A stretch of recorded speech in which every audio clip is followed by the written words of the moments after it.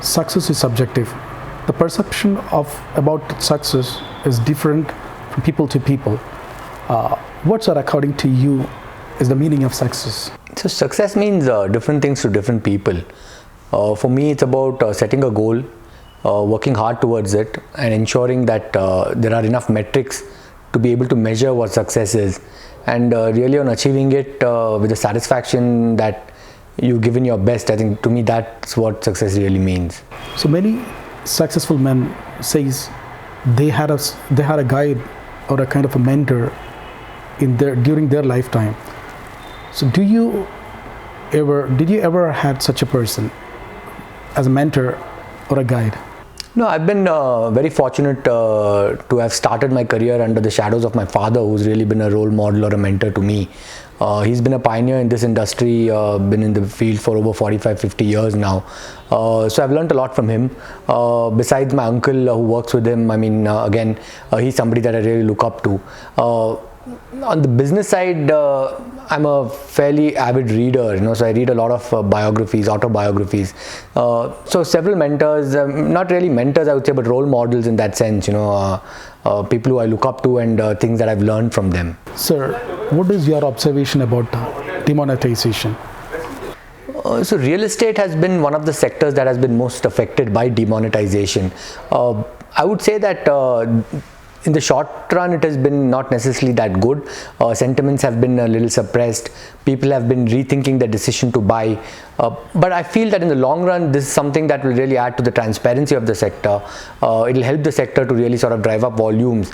And from a customer perspective, I think it will add a lot more faith in the builders. So I think in the long run, it's a very, very good incidence to my mind. Do you think it have a negative impact on the real estate sector? In the short run, definitely, I think demonetization has had a big effect, not just on our sector, but for the economy in general.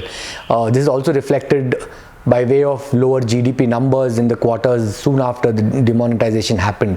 So there's no doubting that, but I think on the positive side, what it has really done is that it's created a sense of compliance in people, more transparency. And these are things I think which will really stand in good stead for the economy in the long run. We of course need to be very, very careful about selecting a location for our real estate projects. We need to be very careful about the selection of the location and the selection of material and so on. A lot of things have to be taken care while choosing a location for a project. What are the main criteria you follow while selecting a location for a particular project? You're absolutely right. I mean, as people say, for real estate, it really is location, location, location. We as an organization have been very, very sort of depending on this or cognizant of this fact right from the time my father started. I mean, location more than price has been the key reason for us to choose a site.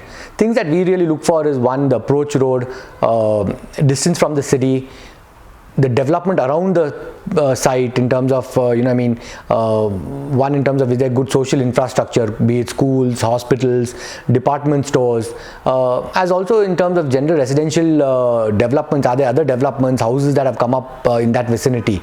So these are things that we really look for while selecting a site. Do you see any drastic transformation in the real estate sector after the introduction of RERA? No, RERA has been fairly monumental sort of a regulation for our sector. I think it's brought in a lot of transparency, and we're already seeing the effects of RERA in that sense. I mean, a lot of consolidation that is happening. Many smaller builders or one-time developers are no longer finding it suitable to be in the business, just in terms of compliances and things like that.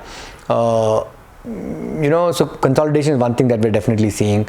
Even in the newer projects that we are launching post RERA, we are seeing that the volumes are far higher, because there's, I think, an inherent trust that the customers feel, that the project is RERA certified, and hence we're seeing that there's a larger amount of sort of the sales volume is faster, and in fact even the price realizations have been much better since RERA. So these have been my experiences. There are many rules, negatives and positive rules, that plays a major role in the success of a project actually. Right from the beginning, right from the planning phase to the implementation, to the beginning of the implementation phase, and till the success of a project, there are many kind of rules in India that plays a bigger role, and many of the projects get stuck. Many of the projects are abandoned even before the completion due to many rules that are forcefully implemented in India. So what, according to you, are the rules to be modified or re-implemented in our country to protect the interest of the investors and to improve employment? So answering your last question first, employment, to generate employment, I think real estate is one of the sectors that is key to employment in the country. As we all know, it's it's the second biggest contributor to the GDP after agriculture. I think really in terms of the issues that we face as a developer is in terms of the timeline for approval. You're right. You mentioned that there are a lot of approvals, rules to be followed, and which we are fine with. It's just that sometimes these processes just take a very long time. From anywhere between 6 months to 1 year, or sometimes even going up to 2 years. There are multiple sort of NOCs that we need to obtain, be it from the airport, fire, pollution board. Sometimes 2 levels of building plan approvals, one at the development authority, then one at the municipal corporation. And sometimes there are also acts that are retrospectively sort of implemented. So these are things that create certain amount of uncertainty. So really, if these things are sort of eased out, ironed out, made easier for projects to be launched, I think that itself will add a lot of opportunities for employment, and at the same time I think even for investors to sort of really get the confidence to be able to invest. If really these sort of rules are ironed out, I think it will really help the sector. What are the other potential markets you would like to look into? As a sector, I think the cities that are doing well for real estate are primarily, I think Bangalore definitely is a very, very stable market. Besides, there is Hyderabad, which is doing really well on the commercial side. Pune to a certain extent. Mumbai area and NCR area, is a bit of saturation, but it's a very, very well established sort of locations. As an organization, but we believe that real estate is a very local or a regional business.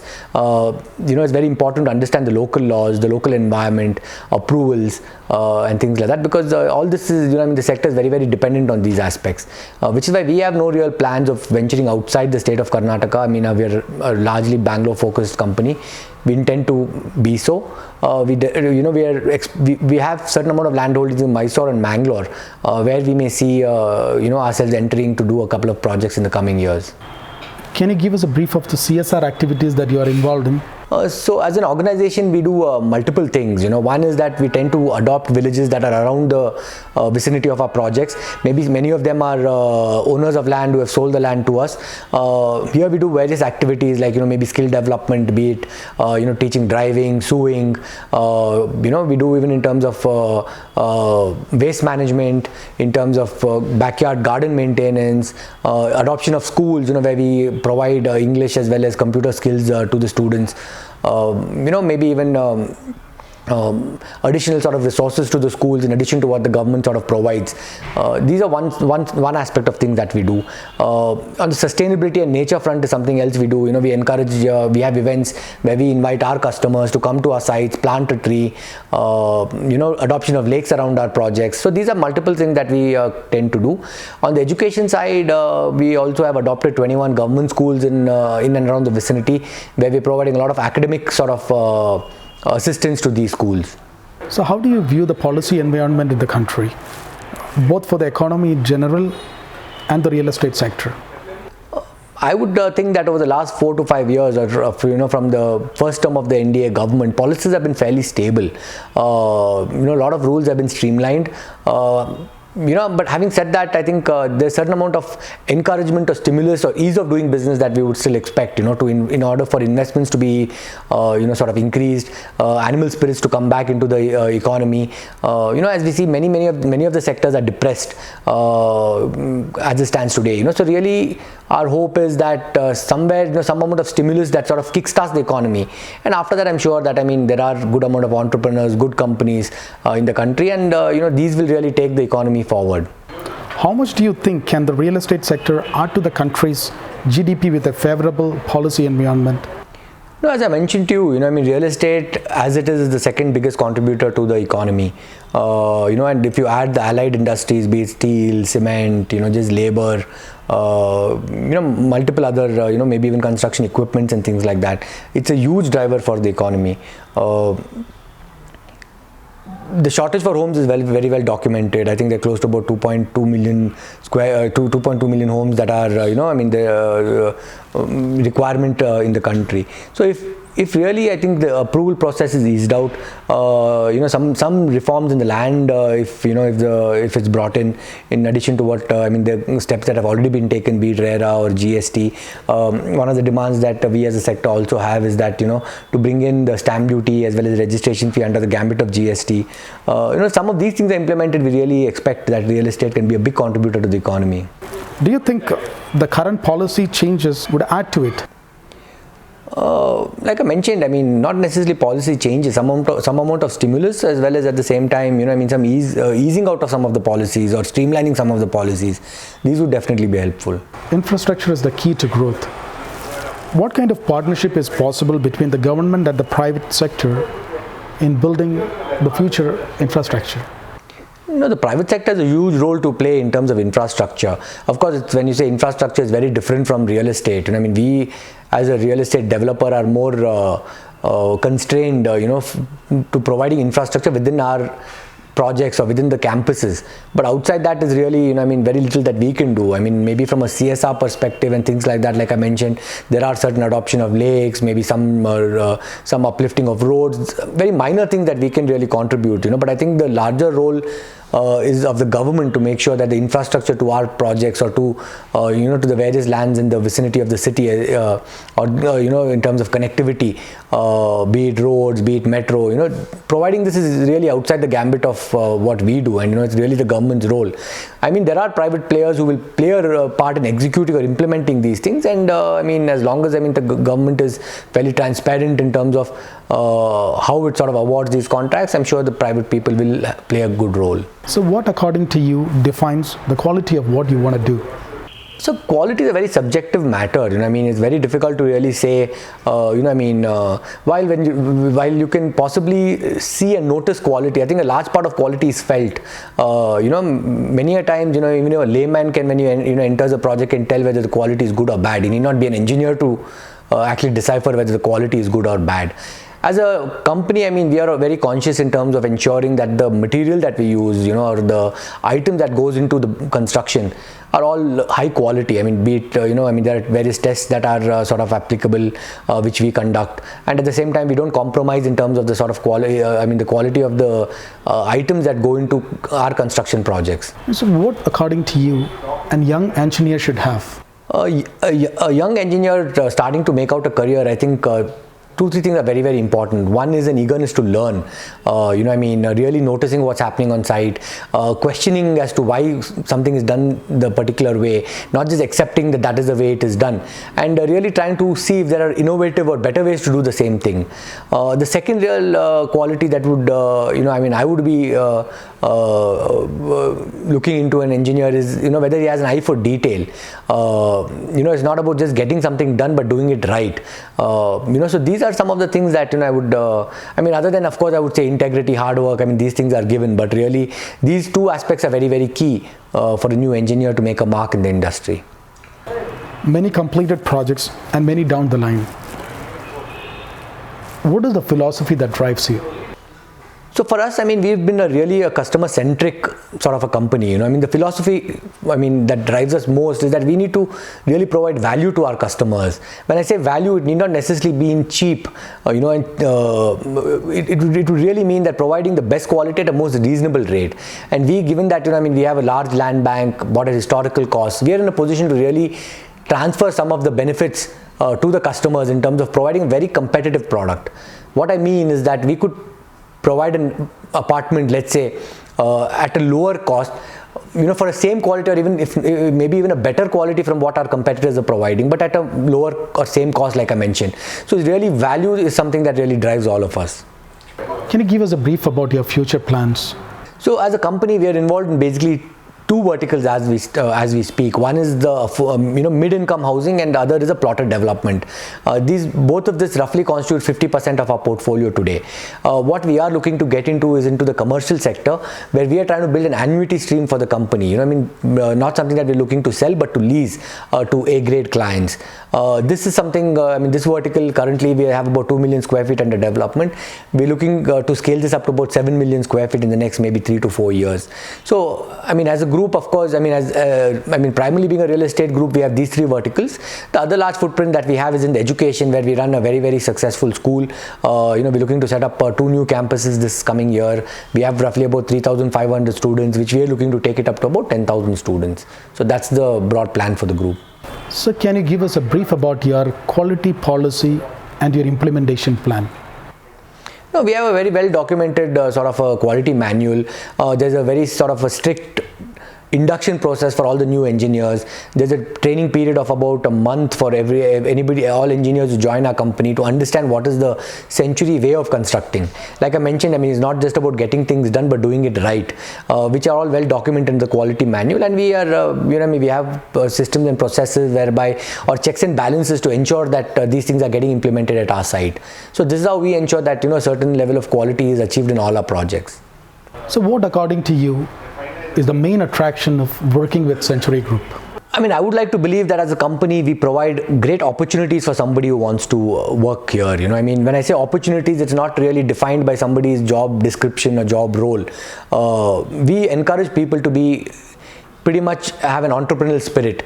We allow people to take big decisions. We allow them to make mistakes, learn from those mistakes, as long as, of course, these are all taken in the right, with the right sort of thought process. And the canvas is very, very large as a company. Somebody who is really eager to build a career, you can come get an opportunity to really face large challenges at the same time enriching themselves at their career. Of course, we also, we're a company that reward our employees extremely well, be it in terms of real estate assets, be it in terms of, monetary, compensation, as well as, sort of various other things that we sort of provide for the employees and their family. So I would think these are possibly the attractions why somebody would like to work here. So what is the biggest challenge that you have experienced in your business life, and how did you overcome the hurdle? The biggest challenge that I have encountered is really in scaling up, and of course at each stage of your career, new challenges present itself, so it's very difficult to say that this is any particular incidence is the biggest challenge. You're faced with challenges all the time, and it is about how we sort of overcome these challenges. For us, it's really been about building a construction team from scratch. In the last 10 years, we've set up systems and processes, built a sort of a very sort of a competent team, creating a brand. I would say all these are challenges in its own way, and which I believe that we have successfully sort of overcome to come to a stage where we are today. And the challenges that face us are, now we're entering into the commercial sector, so that's a new vertical for us. We're looking to scale to other cities in terms of, our setting up our sales footprint. So this is another challenge that, is something of immediate, requires immediate attention from us. So at every stage, as I mentioned, the various challenges sort of, we're presented with. And finally, what is your advice to the upcoming aspiring engineers and the young entrepreneurs? So my advice would be to really embrace, challenges and failures. It's, for any entrepreneur, there are, like I was just talking about, multiple challenges that are, you sort of face. Very often you feel very lonely because, you don't know whom to share some of these issues with. So I think resilience is very, very important. Hard work, of course, and a particular passion or drive. I think it's very important that you enjoy what you're doing, because that's when some of the other things is possible. You're able to work hard. You feel like, you want to wake up every morning, wanting to go to office if there is passion in what you do. So these are things really that, I would urge every entrepreneur to keep in mind before really taking the plunge. Right, sir. Thank you so much for the valuable time you have spent with us. On behalf of Construction Philosophy and our team, I would like to thank you so much. And we are looking forward to your continued support for our ventures as well. Thank you so much. It's been a pleasure interacting with you. Yeah, we wish you a very, very good success for your upcoming projects as well. Thank you so much. Wish you also all the best. Thank you, sir. Thank you so much.